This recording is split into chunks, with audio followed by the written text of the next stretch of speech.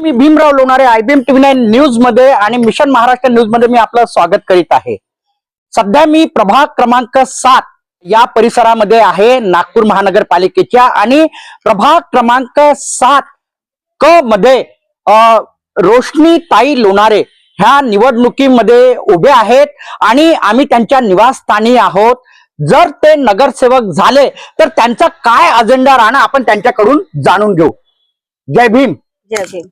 माझ्या पॅनल मध्ये प्रवर्ग अ मध्ये सौ नलिनीताई खांडेकर आहेत, क मध्ये मी आहे सौ रोशनी भीमराव लोणारे आणि प्रवर्ग ड मध्ये मात्र संदीप भाऊ सहारे आहेत।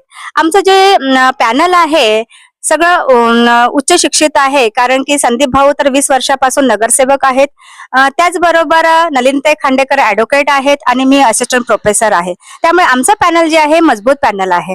तर आता समजा आमचं पॅनल जर निवडून आलं, परिपूर्ण पॅनल जर निवडून आलं आणि मतदारांनी आमच्यावर आशीर्वाद दिला तर आम्हाला जे कार्य करायचं आहे आता प्रभागामध्ये तर या सगळ्या ज्या समस्या आहेत त्या तर आपण सोडवतच असतो, परंतु ह्या समस्या सोडवणं म्हणजे सेवा करणं, नगरची सेवा करणं अशातला भाग मात्र होत नाही। आपल्याला महिलांसाठी पण कार्य करायचं आहे। महिला घरी राहतात आणि महिला घरी राहिल्यानंतर दुपारचा वेळ त्यांचा खाली जातो, तेव्हा महिलांसाठी स्वयंरोजगार कशा पद्धतीने आणू शकू त्यावर सुद्धा आम्हाला भर द्यायचा आहे। त्याचप्रमाणे तरुण वर्ग आहे आपल्याकडे। आता बाजूला जर बघितलं तर अनेक ठिकाणी स्लम एरिया आहे, तिथला तरुण वर्ग जो आहे तो मात्र खाली राहतो, त्यांना रोजगार मिळत नाही। आताच मी सांगितलं तुम्हाला की डॉक्टर बाबासाहेब आंबेडकर रुग्णालय आहे आणि डॉक्टर बाबासाहेब आंबेडकर रुग्णालयामध्ये काम चालू आहे। तिथे आपण त्या तरुणांना, आपल्याच प्रभागातील तरुणांना, 7 प्रभागातील तरुणांना, कारण हे जे आंबेडकर रुग्णालय हे 7 प्रभागामध्ये आहे, तर या प्रभागातील तरुणांना तिथे रोजगार मिळेल यासाठी आपण प्रयत्नशील राहणार आहोत। तसेच आपण तरुणांविषयी, आज सुशिक्षित तरुण आहे परंतु त्यांना मार्गदर्शन मिळत नाही, करिअर बद्दल मार्गदर्शन मिळत नाही, त्याचे आपण थोडे शिबिर घेऊन त्यांना करिअर बद्दल आपण गायडन्स सुद्धा देणार आहोत। बरेचसे कॉम्पिटेटिव्ह एक्झाम होत असतात, त्यांच्याबद्दल त्यांना गायडन्स नसतं, कारण की त्यांच्या घरी कोणी मोठे वडीलधारी शिक्षित नसतात किंवा मोठे बहीण नसते, आई शिक्षित नसते, कोणी आजकाल सहसा कोणी कोणाला गायडन्स करत नाही। म्हणून तरुणांना आपण शिबिर घेऊन गायडन्स सुद्धा करू की त्यांनी आपल्या जीवनामध्ये कशा पद्धतीने समोर जायचं आहे आणि कशा पद्धतीने आपल्या जीवनामध्ये समोर जाऊन कोणत्या पदावर जाण्यासाठी कोणत्या वेने त्यांना जायचं आहे याबद्दल आपण त्यांना नक्कीच मात्र गायडन्स करणार। रोशनी मॅडम, मला एक गोष्ट सांगा, हा तुमचा अजेंडा आहे, तुमच्या हातामध्ये 5 वर्ष असतात। अनेक नगरसेवक बघितले आम्ही, अनेक नगरसेवक निवडणुकी काळामध्ये प्रलोभन देतात परंतु ते विकास काम करत नाही आणि त्यांच्यावरती मग 5 वर्षानंतर जेव्हा ते मत मागायला जातात तर त्यांच्यावरती मतदार हा नाराज असतो। तुम्ही सुद्धा एक प्रलोभन देत आहात तरुणांना, 5 वर्षात खरंच तुम्ही करणार? आम्ही प्रलोभन मात्र देणार नाही। आम्ही जे बोलत आहोत, आमचं पॅनल जे आहे तर आम्ही जे सांगत आहोत ते नक्कीच आम्ही करणार आहोत, कारण आम्ही इथेच राहतो आणि ज्यांनी आम्हाला मतदान केलेलं आहे, आम्ही जे बोलत आहोत तर ते नक्कीच आमच्या घरी यावं की तुम्ही म्हणावं की मॅडम तुम्ही म्हटलेलं तर तुम्ही काम केलेलं नाहीये। आम्ही जर निवडून आलो तर आम्ही प्रत्येक प्रभागामध्ये एक ठिकाणी जाऊन आम्ही प्रत्येकाच्या समस्या विचारणार आहोत, तरुणांशी बोलणार आहोत आणि सगळे कामं मात्र नक्कीच करणार आहोत। आता तुम्ही पायपीट करत आहात मत मागण्यासाठी, मतदारांच्या घराघरापर्यंत जात आहात, निवडून आल्यानंतर तसंच तुमचा एक दिनचर्या राहणार आहे का? हो, निवडून आल्यानंतर सुद्धा आमची दिनचर्या राहील। प्रभागामध्ये एका भागामध्ये आम्ही जाऊन त्यांच्या समस्या विचारणार आहोत, तरुणांशी बोलणार आहोत, स्त्रियांशी बोलणार आहोत आणि कोणकोणत्या समस्या आहेत त्यावर मात्र आम्ही काम करणार आहोत। प्रभाग 7 मध्ये झोपडपट्टी परिसर सर्वाधिक आहे आणि झोपडपट्टी परिसरामध्ये तरुणांच्या हाती रोजगार नाही, जे युवती आहे त्यांच्या हाती रोजगार नाही। अशा वेळी तुम्ही एक शिक्षित अशा एक नगरसेविका राहणार आहात, मग अशामध्ये तुमचा काय म्हणजे युवा रचना राहणार या तरुणांसाठी? आताच तुम्हाला सांगितलेलं आहे की तरुणांसाठी मी जे तरुण वर्ग आहेत त्यांना गायडन्स नसते, त्यामुळे आम्ही त्यांना मात्र शिबिर घेऊन, तरुणांचे शिबिर घेऊन त्यांना गायडन्स करणार आहोत। पुढे कॉम्पिटेटिव्ह एक्झाम करता सरकारी नोकरीसाठी आपण काय करायला पाहिजे त्याबद्दल आम्ही त्यांना माहिती देणार आहोत। त्याचबरोबर जे तरुण मात्र शिक्षित नाही परंतु बेरोजगार आहे, तर आपल्या प्रभागामध्ये डॉक्टर बाबासाहेब आंबेडकर रुग्णालय आहे, तिथे आम्ही त्या तरुणांना, आपल्याच प्रभागातील तरुणांना आपल्याच प्रभागातील डॉक्टर बाबासाहेब आंबेडकर रुग्णालयामध्ये रोजगार देण्याचा नक्कीच प्रयत्न करणार. माझा एक प्रश्न आहे, तुमच्या प्रभागामध्ये जे म्हणजे झोपडपट्टी परिसर आहे, विजेचं बिल आकाशाला टेकलं आहे, गरिबांना खायची गत नसते आणि अशामध्ये ते विजेचे बिल भरतात, पाण्याचं बिल भरतात, यासाठी काय तुमचा उपाययोजना राहणार? विजेच्या बिलाबद्दल सांगायचं म्हटलं तर झोपडपट्टी जो एरिया आहे तिथे आता डिजिटल मीटर लागलेला आहे आणि त्यामुळे विजेचं बिल फार येऊन राहिलेलं आहे भरपूर, तर ते भरू शकत नाही.